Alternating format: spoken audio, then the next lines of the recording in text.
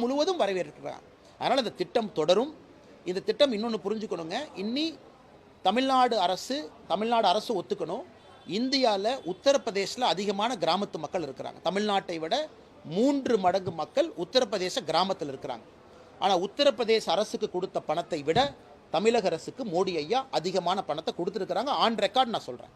கடந்த 4 ஆண்டுகளில் திமுக வந்த பிறகு ஒரு ஆண்டு உத்தரப்பிரதேசத்துக்கு 100 நாள் வேலைவாய்ப்பு திட்டத்தில் எவ்வளோ பணம் கொடுத்தோம், தமிழ்நாட்டுக்கு 100 நாள் வேலைவாய்ப்பு திட்டத்தில் எவ்வளோ பணம் கொடுத்தோம்னா உத்தரப்பிரதேசத்தை விட 3 மடங்கு கிராமப்புறங்கள் குறைவாக இருக்கக்கூடிய தமிழகத்திற்கு அதிக நிதி கொடுத்துருக்கோம். அப்படி இருக்கும் பொழுது தமிழகத்திற்கு எப்படி ஓர வஞ்சனை ஆகும்?